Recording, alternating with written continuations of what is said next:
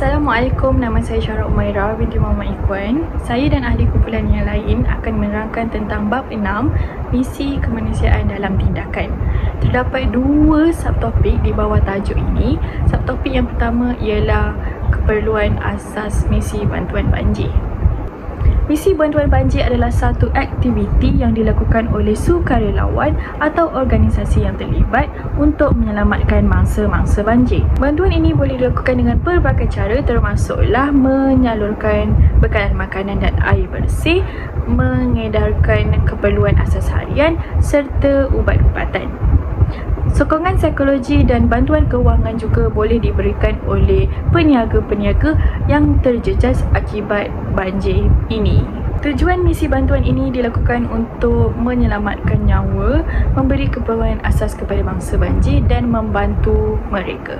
Seterusnya, terdapat beberapa objektif yang perlu dilakukan oleh pihak organisasi bagi menyelamatkan mangsa-mangsa banjir.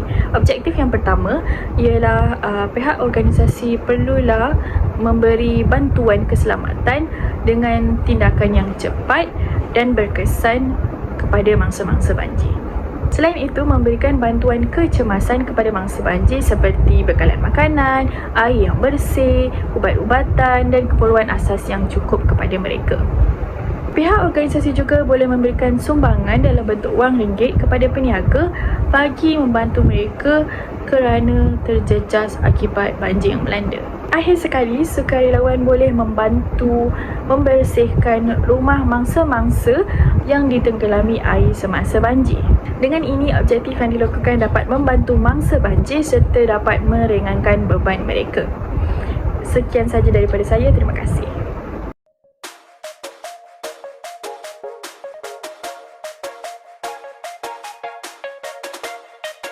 Assalamualaikum, selamat sejahtera. Saya Nur Nafisha binti Norizam Faizal. Baiklah, seterusnya saya akan menerangkan cabaran dan kekangan berserta kesimpulan bagi subtopik 1 yang berkaitan tentang misi bantuan banjir. Antara cabaran atau kekangan misi bantuan banjir yang pertama adalah ketidakpastian cuaca. Perubahan cuaca yang cepat dan tidak terduga boleh mempersulit perancangan dan pelaksanaan misi. Hujan yang berterusan boleh meningkatkan risiko banjir susulan dan corak cuaca yang berubah-ubah untuk menyulitkan pengagihan bantuan di kawasan yang terjejas. Selain itu, kekangan masa juga merupakan salah satu kekangan dalam pelaksanaan misi bantuan banjir. Jika tiada pengorbanan masa, mana mungkin amalan sukarela dapat dijalankan. Perjalanan ke tempat yang sukar di pedalaman contohnya ataupun waktu kerja yang tiada batasan dan keluarga yang ditinggalkan menjadi kekangan yang dialami oleh sukarelawan. Okey, di samping itu adalah masalah kesihatan yang menjadi salah satu cabaran yang perlu diatasi secara serius. Air banjir boleh menyebabkan penularan penyakit berbahaya. Oleh itu, penyediaan perkhidmatan kesihatan awal dan pemantauan kesihatan komuniti adalah penting untuk mengurangkan risiko penyakit dan menyediakan rawatan yang diperlukan. Komunikasi dengan komuniti tempatan juga merupakan cabaran yang harus dihadapi. Pemahaman mendalam terhadap budaya, bahasa dan keperluan khas komuniti adalah aspek penting dalam memberikan bantuan yang berkesan. Ketiadaan komunikasi yang efektif boleh menimbulkan ketidakfahaman dan boleh menyulitkan usaha bantuan.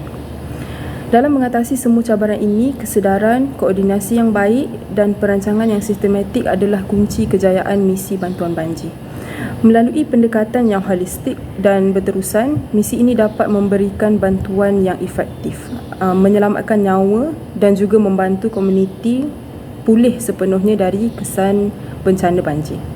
Baiklah, seterusnya untuk kesimpulan, secara keseluruhannya, usaha ini memerlukan pendekatan yang holistik, kerjasama yang kukuh dan persediaan yang cermat. Walaupun dihadapi dengan cabaran kompleks yang telah dinyatakan, misi ini tetap kritikal untuk menyelamatkan nyawa, menyediakan bantuan segera dan membantu komuniti pulih dari kesan bencana banjir. Dengan mengambil kira semua cabaran dan kekangan ini, misi bantuan banjir tetap menjadi usaha yang memerlukan kesungguhan, kesiagaan dan kerjasama global. Hanya melalui usaha bersama dan perencanaan yang teliti, misi bantuan banjir dapat memberikan impak positif yang signifikan dalam membantu komuniti menghadapi dan pulih dari bencana banjir. Terima kasih.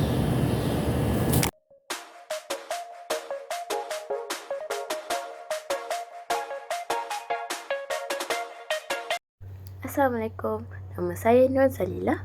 Untuk subtopik 6.2 iaitu projek-projek kemanusiaan lokal berdayakan komuniti anda. Dan tajuk kumpulan kami ialah projek kemasyarakatan gotong royong.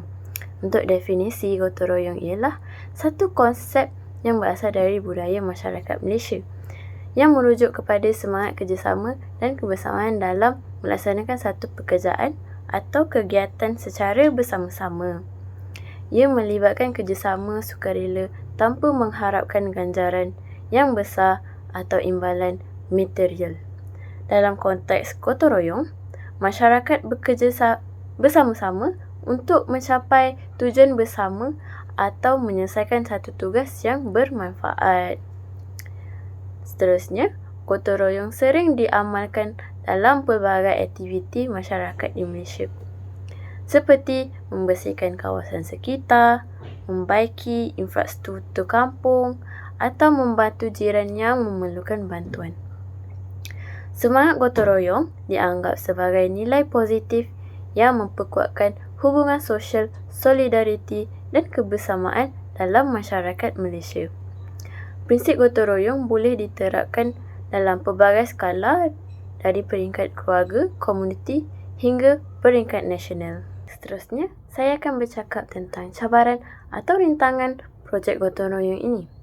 Walaupun projek kemanusiaan gotong royong boleh memberikan manfaat yang besar kepada masyarakat, namun terdapat beberapa cabaran yang terpaksa dihadapi semasa melakukan aktiviti ini. Beberapa daripada cabaran itu termasuk keterbatasan sumber kewangan. Ini berlaku apabila projek ini bergantung kepada sumbangan sukarela dan tidak mempunyai sumber kewangan yang tetap. Keterbatasan ini boleh menjadi cabaran yang besar apabila melakukan projek tersebut dalam skala yang besar berkaitan penyediaan bantuan yang mencukupi. Selain itu, penglibatan anggota sukarelawan. Sukarelawan yang terlibat mempunyai kerja hakiki yang lain menyebabkan penglibatan sukarelawan tidak memenuhi keperluan seperti yang dinyatakan. Ini boleh menyebabkan kekurangan kekuatan anggota pada hari kejadian projek tersebut. Cabaran lain yang dihadapi ialah bencana alam. Pelaksanaan projek gotong royong ini seringkali terikat dengan masalah yang menyebabkan bencana alam yang menyebabkan projek itu tertangguh. Antara bencana alam yang sering berlaku ialah cuaca buruk seperti hujan lebat, angin yang membawa kepada berlakunya banjir, tanah runtuh dan gempa bumi. Bencana alam ini menyebabkan kesukaran untuk melakukan sebarang projek termasuk gotong royong. Apabila bencana ini datang secara tiba-tiba, juga boleh menyebabkan kemalangan jiwa jika diteruskan.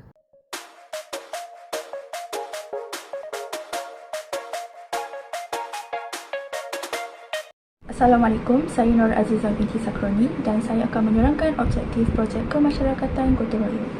Antara objektif projek ini adalah untuk memupuk perasaan bertimbang rasa dan keprihatinan terhadap persekitaran untuk memupuk kesedaran dalam masyarakat.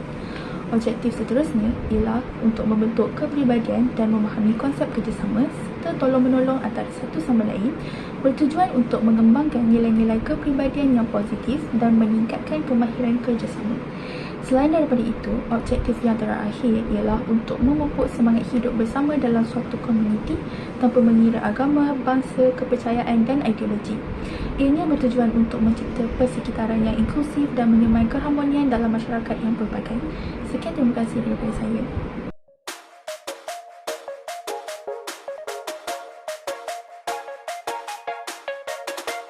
Saya Amy Syaira.